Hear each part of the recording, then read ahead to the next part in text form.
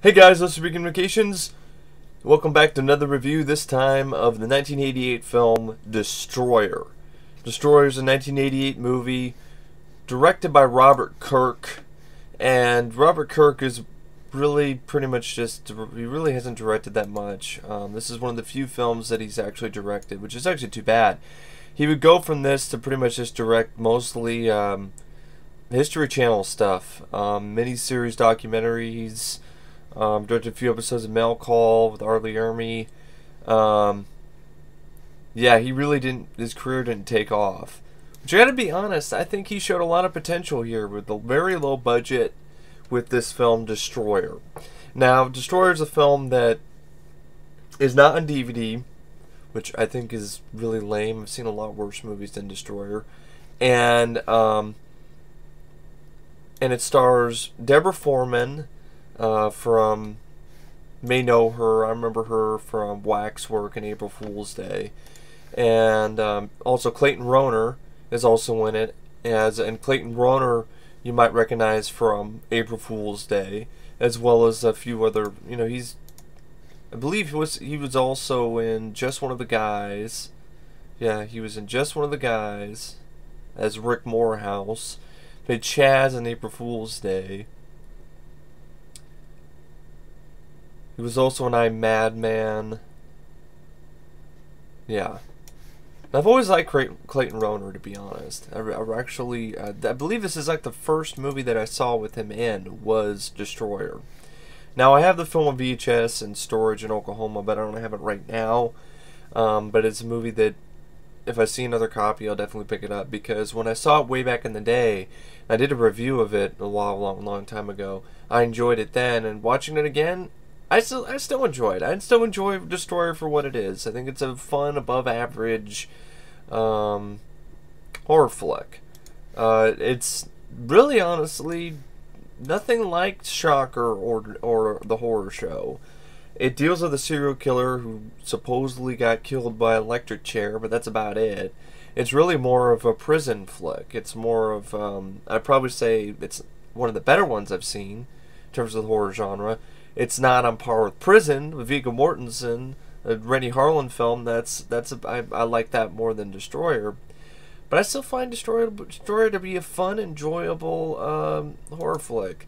And of course, also the main villain himself, Ivan Mosier, is played by Lyle Alzado, who the late Lyle Alzado. I don't know if I'd say great because he's not necessarily a great actor, but he definitely had a presence in this film. And I think the film did a good job showcasing that he was this force of nature. And the writing helped with that. Because really, when you see the film, Lyle Alzado's character, Ivan Mosier, who was a convicted serial killer, has killed about 23 people, including talk show hostess. And you can tell that this guy is a force to be reckoned with. And also you have Anthony Perkins, not Norman Osborn, Norman Bates. Norman Bates himself as in a little fun cameo as a film director named Robert Edwards.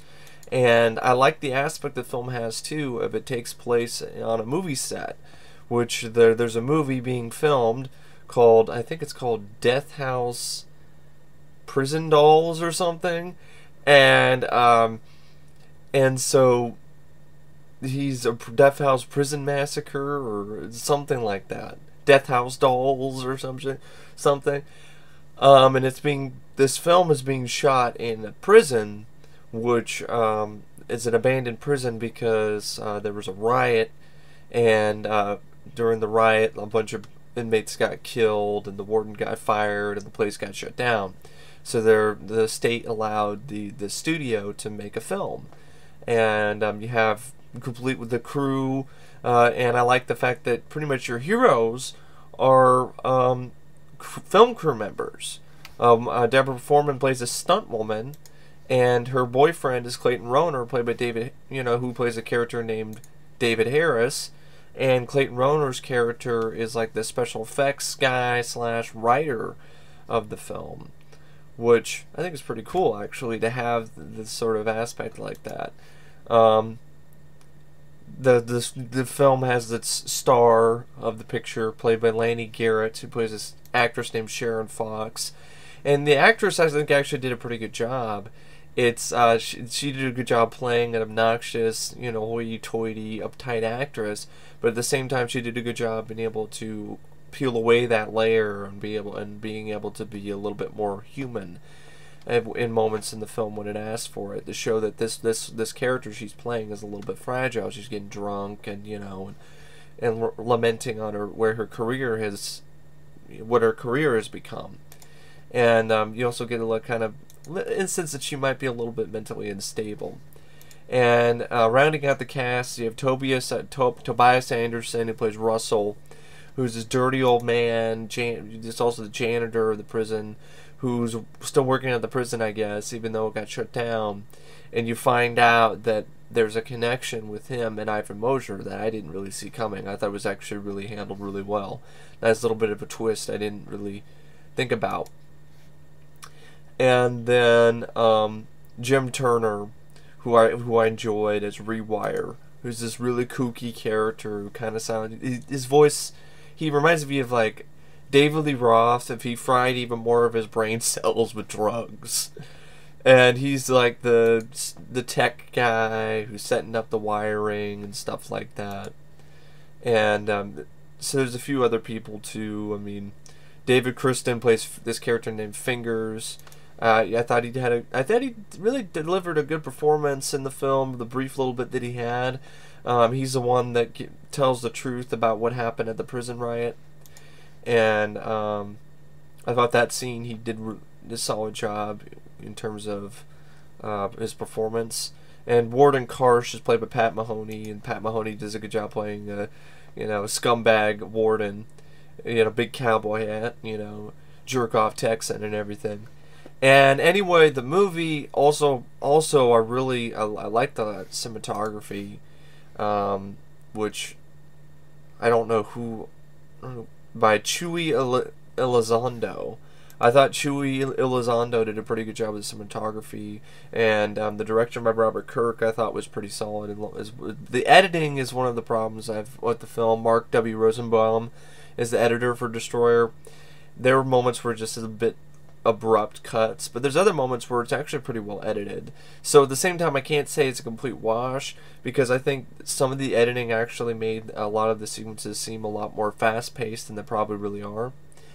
And but yeah, Mark W. Rosenbaum also wrote part of the screenplay, so you had three people who wrote this movie: Peter Garrity, Rex Hawk, and Mark W. Rosenbaum. And Peter Garrity and Rex Hawk actually produced the movie, or Hawk, however you pronounce his last name.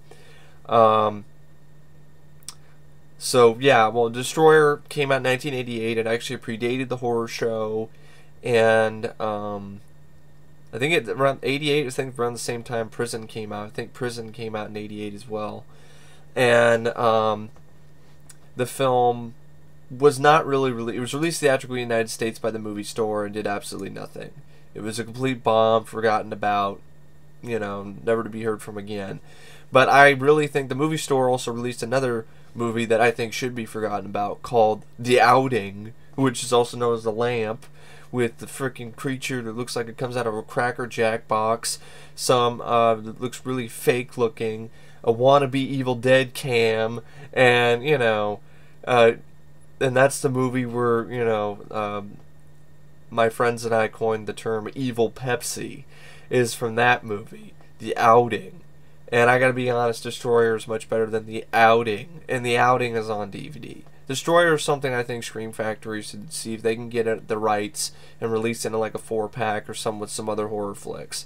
I think this should be I mean, if you're a fan of horror films, if you're a fan of prison horror movies, if you're a fan of fun, schlocky 80s horror flicks, I actually would recommend Destroyer. I really would. I would think it might be right up your alley. But you gotta be into that sort of 80s schlock. You gotta be into that sort of thing. It's a sleazy, schlocky 80s slasher. And, but I enjoyed it. I really did. Anyway, I'm just going to go brief, super quick through the plot and some lines of dialogue I enjoyed. In the beginning of the film, you get introduced to Ivan Mosier, and he's getting sentenced, to his execution, and you find out it's actually a dream sequence, which I thought was actually pretty handled pretty well. And he has the priest ask for his last requests, which also happens to be played by Clayton Rohner. And I'm like, Clayton Rohner's playing a priest? Like, why is he playing a priest? What? He's a priest? And Ivan Mosier was like, yeah. Got any last requests? He's like, yeah. I want that motherfucker to get a B. Because he's watching a game show. And that's why he's saying, I want that motherfucker to get a B. Turn the TV around. So can I see the TV? So they turn the TV around, and then they're electrocuting him, and it doesn't work. He gets back, he gets up, and chokes out the guy who pulled the switch, and you find out the guy who pulled the switch is actually the character I mentioned, David Kristin. Fingers is actually the guy who pulled the switch. And, but then you find out, as soon as he goes the person who pulled the switch, pulls off the hood, and it's actually Deborah Foreman, then you realize she wakes up and it was her nightmare. And then it cuts, then they end up, Deborah Foreman and Clayton Rohner end up going to their job on the set of this prison movie, with Anthony Perkins as the director, and had a lot of fun with. I had fun with Anthony Perkins. I thought he had a good. I had fun with the role too, and there's a moment where the actress is not acting very well, and he's like, "Cut, Cecil B. fucking DeMille." I enjoyed that, and I really love the chemistry that Clayton Rohner and Deborah Foreman had in this film. I like their relationship. I like Deborah Foreman is hot as always. She's one of my crushes, and she has a really good role in this. If you're a big fan of Deborah Foreman, this is one of her better films in terms of where she gets to do a lot of things, and she's a stunt woman. She can fend for herself. I thought she had a pretty cool one-liner at the end when she fucks up Ivan Mosier. Anyway, I like the witty banter that she has with Clayton Rohner in the film. And there's a good amount of fun moments of dialogue. And I can't remember all of them because there's a lot of them that, I just had fun with. But I remember a lot of there's one, it is definitely a sleazy movie because there was a lot of scatological references. There was a lot of stuff that was just like the sheriff warden guy gets burned alive in the shitter. He's in the shitter. He's in the toilet. Some guy comes in with a flamethrower, which I think it's not a flamethrower. It's a blowtorch. And he gets lit on fire, and he's crawling out of the shitter on fire. And I'm like, okay, all right. The Rewires listen to a song that I shit you not. This is the title of the song: "Kiss my stinky white ass. Why don't you kiss my stinky white ass? Kiss my stinky white ass." That's what it is. That's all the lyrics are. He's listening to a song on the boombox, just this, "Kiss my stinky white ass." I'm like, what the hell? What the fuck? Who would listen to a song about stinky white ass? I'm serious. Rewire, I guess, because his brain is not wired like the rest of ours is. Rest of our brains are. I mean, kiss my stinky white ass. And there's another sort of a moment where the star of the picture, Sharon Fox, gets upset at Clayton Rohner, and it's like, "Well, you wrote this," It's like, hey. She's like, "And you?" She's getting mad at Clayton Rohner. It's like, "Hey, don't be mad. I wrote it. Hey, I did a good job too." "No, it's crap. It's crap. It's crap." And I'm like, okay, crap is crap. All right. So you get stinky white ass, a reference, crap is crap. There's the Mosier was, and when he was in prison, was put into this hole, pretty much solitary confinement. That's pretty much a sewer with crap and rats in it. So Clayton Rohner actually falls in there one time, and then the Russell guy, the janitor guy, comes in, and he's all like, and Clayton Rohner's like, "Oh, ugh, and there's even like a cockroach on him, like, and you know, then the Russell guy comes in and is like, hey, you all right down there? It's like, yeah, yeah. What is this, a sewer? Oh, yeah, yeah. You're right. It's a sewer. It's like, does that mean there's shit in here? I mean, you know, that I thought was pretty funny. And then there was just all kinds of, like, definitely immature humor. Like, in the beginning, Clayton Rohner gets, like, a dummy for an effect. And Russell, right off the bat, is all like, oh, looks just like Miss Fox. Does that have tits and everything else? And Clayton Rohner was like, yeah, it does. It has tits and everything else. What the fuck? And then he brings him back in, the dummy, and then his coworker is like looking at it, and he's all like, oh, it looks exactly like Miss Fox. You know, does it have tits? You know, and then Clayton Rohner's like, hey, watch it. You know, this one, she's, you know, I promised Russell her first. I promised Russell. It's just like, okay, you know, it's that type of humor. But I had fun with it. And I thought when the movie needed to be creepy and unsettling, I thought it did a good job of that. Where Ivan Moser's sending these weird messages to Deborah Foreman, and especially this one scene where he looks through a peephole in the shower scene, where it's just gratuitous nudity. And I even like the fact that Anthony Perkins' character is like, you know, this is a picture in the 80s. You gotta have nudity. We gotta have the nudity. We gotta have the tits. Get them in there. And there were some decent bits of gore. I mean, there was one I thought pretty clever aftermath gore shot. This guy got his head cut off, and it was placed on this photocopier, and it was constantly making bloody copies of his face, which is a reference to him screwing around earlier with the photocopier, because he was screwing around. I'm testing the toner, putting his face on the photocopier earlier, and then he gets decapitated. His face is on the photocopier, you know, his head, you know, still there. His face got stuck that way. And then there was some fun sort of stuff with the jackhammer. I like that kill. This cop gets killed with a the cop gets thrown like a fucking rag doll by Lyle Alzado. I think the movie did a good job showing how much, you know, of a brute he is. His brute strength, you know, just tossing in this cop like a rag doll, and then he takes the jackhammer, which, no, it doesn't have a scope on it, which for some reason the VHS box cover art, Lyle Alzado's holding a jackhammer. It's a completely different model than the one that's seen in the film, and it has a scope on it for some reason. Yeah, because you need a scope when you're jackhammering, because you need precise accuracy with the jackhammer. Because I guess you're gonna jackhammer something from 10 miles away. 5 miles. It was not really.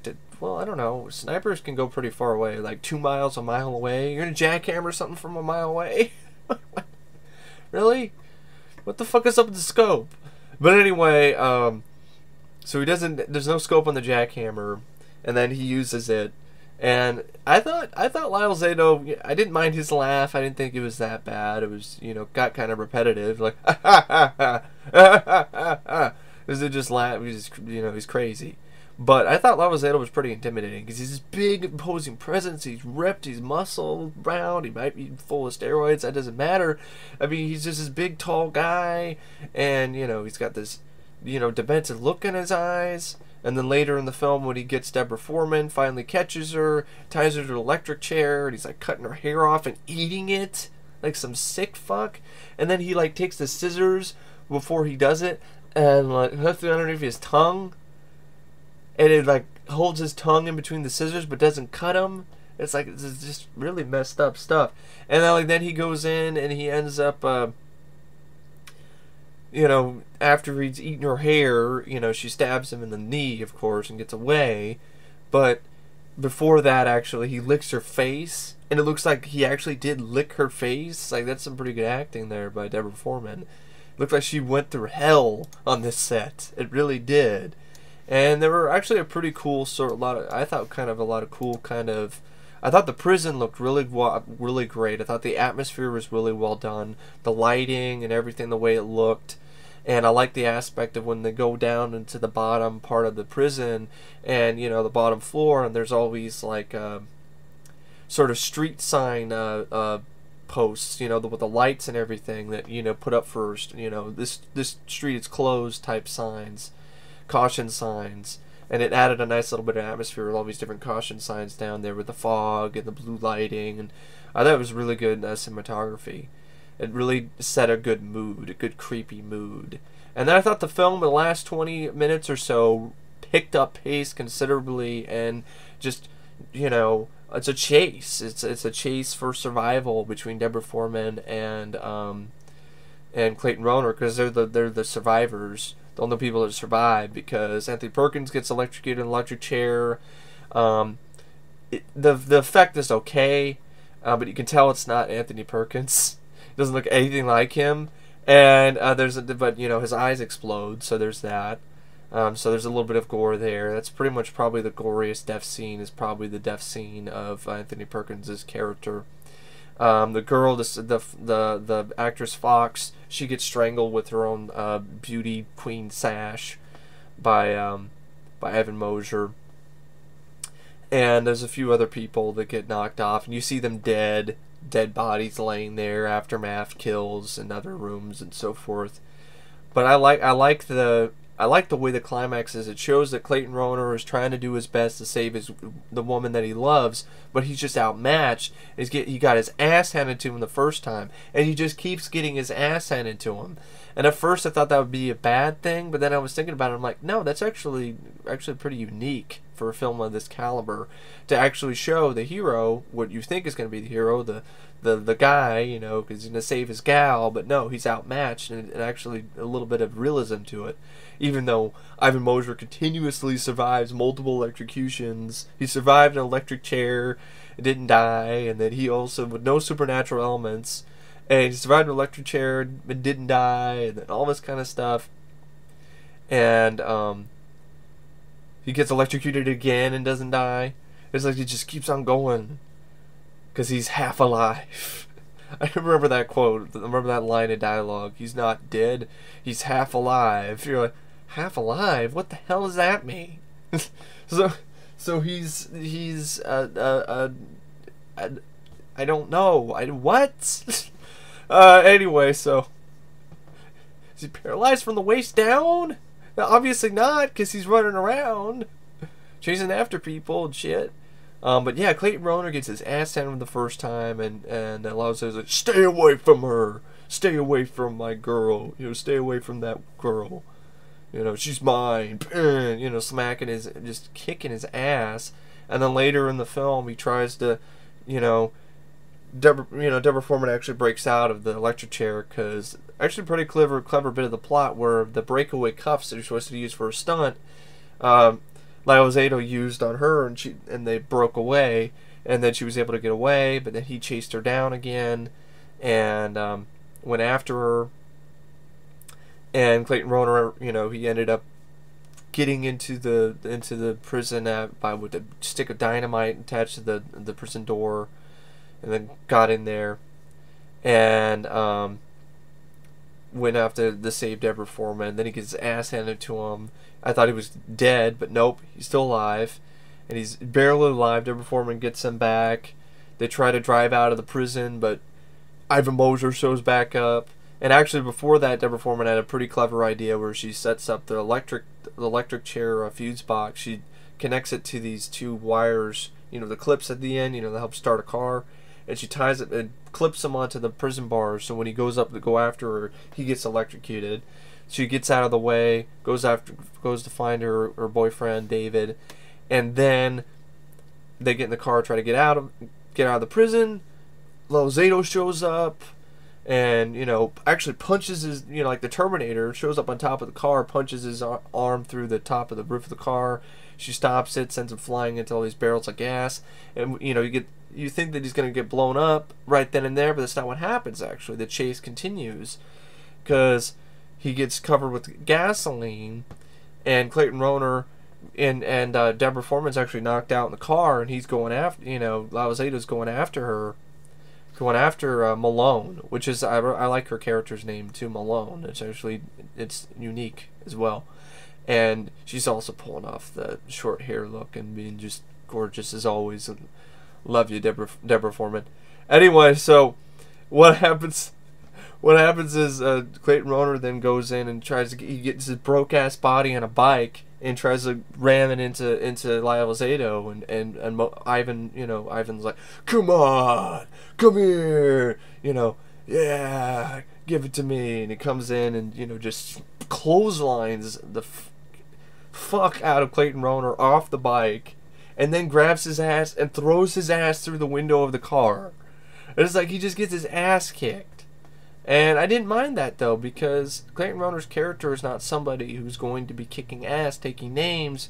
He's a character who's just a special effects guy, and he's just trying to do the best he can to save the woman he loves.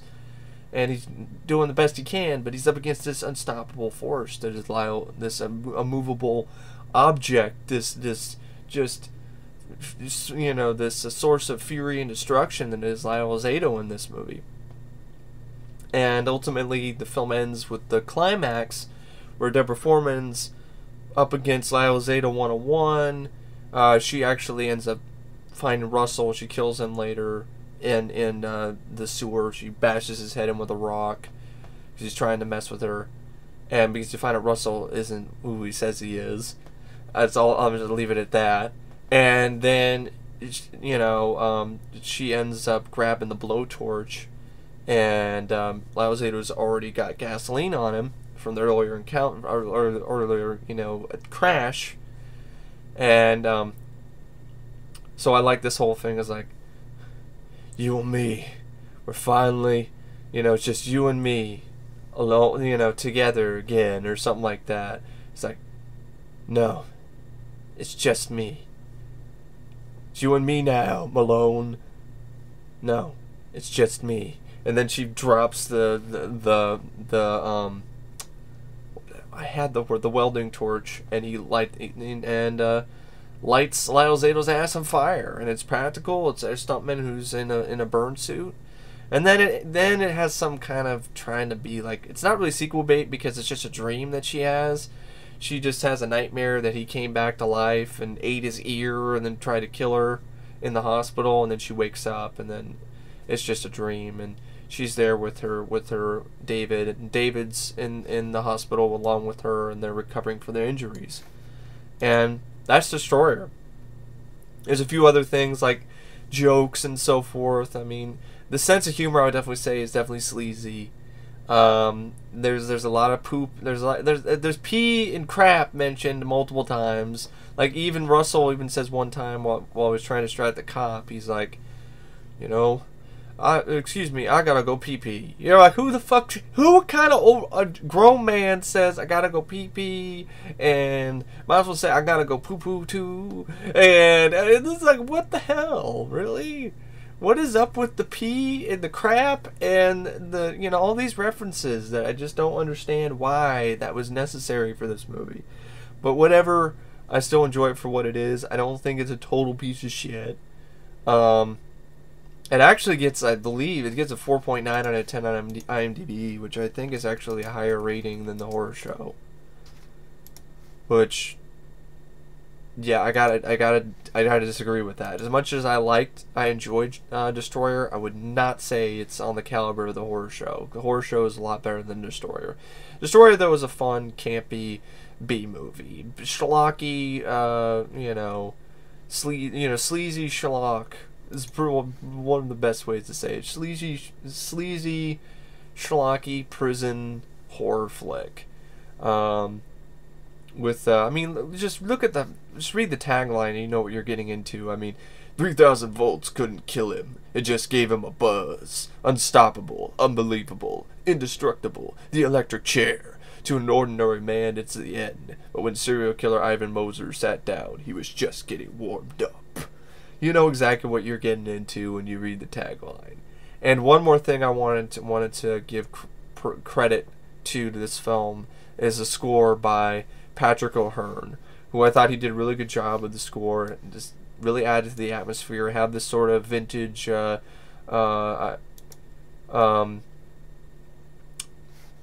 Carpenter, Alan Howarth sort of vibe for me at certain points. I really enjoyed the score. I thought it was really pretty good for what it is. For, you know, probably really low budget and so forth. And I guess Anthony Perkins is only in the film because he replaced Roddy McDowall at short notice. So I guess Roddy McDowall was originally going to play the director character. Corrector. What the fuck is a corrector? Patrick O'Hearn, though, this is the only film that he did. He went on to do some more soundtracks.